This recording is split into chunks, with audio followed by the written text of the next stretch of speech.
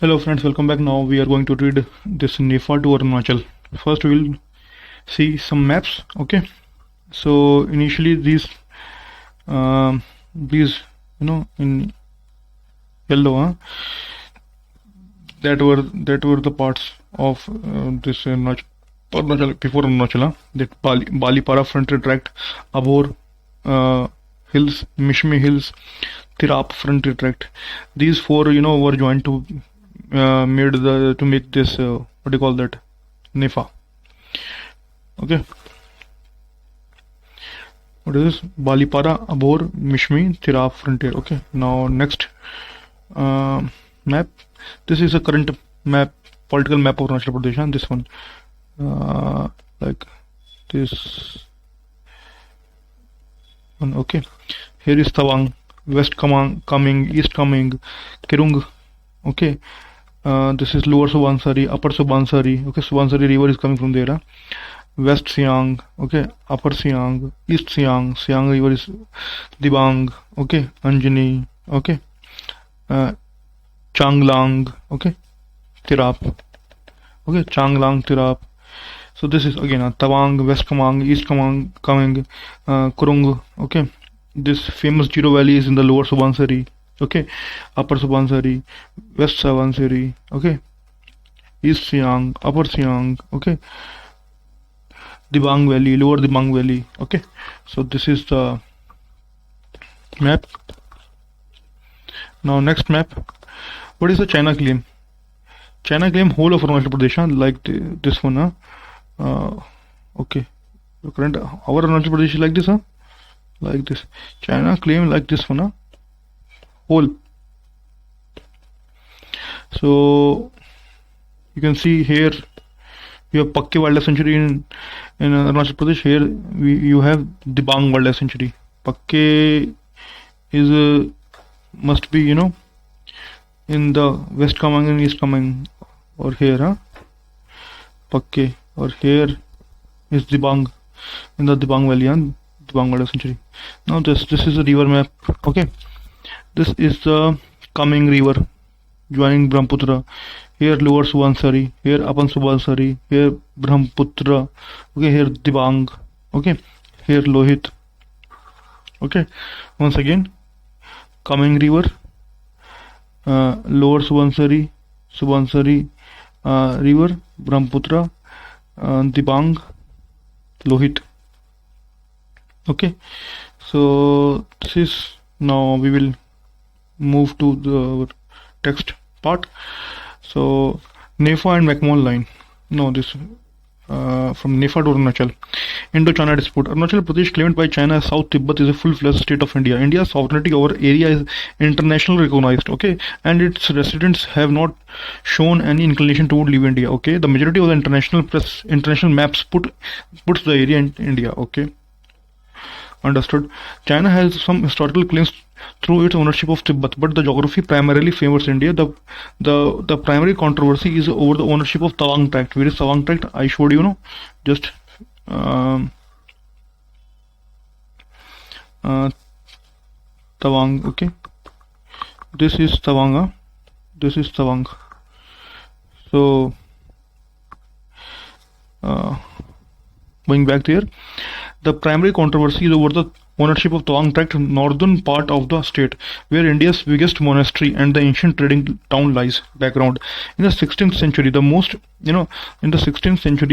most important heritage of the state, Tawang monastery was built. 16th century. If you see the context, in relatively mainland India, 1526 is the first battle of Panipat, between Babur and Ibrahim Lodi. Okay, then 1556 second battle of Panipat. Okay, then see Babur Humayun time, or yeah, the most important heritage of Babur Humayun Akbar time, and in 16th century the most important heritage of the state, Tawang monastery, was built. This is one of the most important sites of Tibetan Buddhist. The area is assumed to have been populated by Tibetans at that point until 1912. Okay, 1912. What was at the time? 1912. 1912, just before the First World War. just before the first World War, 14 to 19, the time of First World War. Until 1912, the border between Tibet and India was not quite delineated. Very few people lived there for it to matter. Okay, neither the Mughals nor the British were controlling the region. Eventually, British discovered Tawang Monastery, and in 1914, the representatives of Tibet, China and British India sat together to draw the borders. Okay, Nefa and McMahon Line.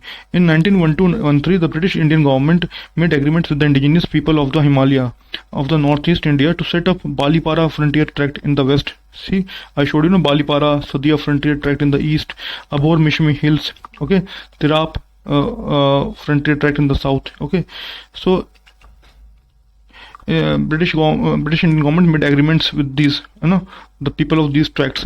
Together, those tracts became the Northeast Frontier Agency, which is now Arunachal Pradesh. Okay, so Arunachal Pradesh have this hill, Dafla Meri Abor Mishmi, Dafla Meri Abor Mishmi. Okay, the northern boundary of the territory now of the state determined at that time became known as McMahon Line. Okay, it is about 550 miles, 885 km long, and has been a lasting point of contention between India and China. The boundary takes its name from son Henry McMahon, secretary in the Indian Foreign Department and representative of Great Britain at the conference held in 1914 in Shimla, now called Shimla, to settle frontier and other matters relating to Tibet.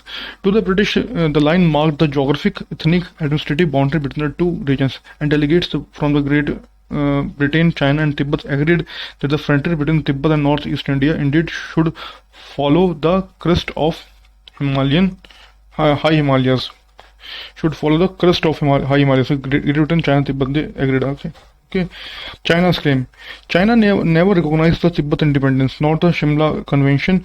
In 1950, China would completely take over the Tibet. Thus, according to China, Tawang region belongs to her. China especially wants to hold onto the monastery, as that is the leading center of Tibetan Buddhism. It argued that McMahon Line had never been accepted by China and was a result of British aggression. According to India, most of the state had ancient Indian influence from Assam, and in 1914, Tibetans signed an agreement to give the state to India. Also, from the Indian perspective, keeping the Tawang monastery within the India is the best way to protect whatever is remaining of the Tibetan culture. Yes, in 1962, India and China warred over the region, but geography clearly favors India. China had to pull back from Tawang. UT status and statehood. Since then, efforts have been made to more fully integrate the region into India. Arunachal gained the Union Territory status in 1972 and was renamed as Arunachal Pradesh. On 15th August 1975, an elected legislative assembly was constituted, and the first council of ministers assumed office. Arunachal became full-fledged state in 1987. Stapled visa. Okay.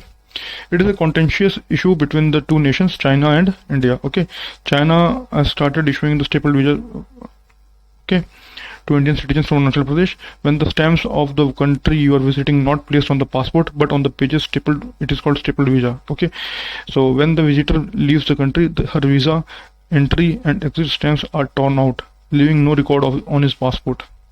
Okay, stapled visa issue is continuously issued to countries which are hostile to each other. China issues stapled visa to residents of Arunachal Pradesh as it claims that the state is disputed, even as the India continues to denounce the stance. In 2009, China also started giving stapled visa to the residents of Jammu and Kashmir. So that's it. See, here you see the map. This is Tawang, this is Bomdila, this is Itanagar, okay, capital. This is Zero Valley, very famous. Okay, so here you saw this Dibang Wildlife Sanctuary. Here someone lower Subansiri.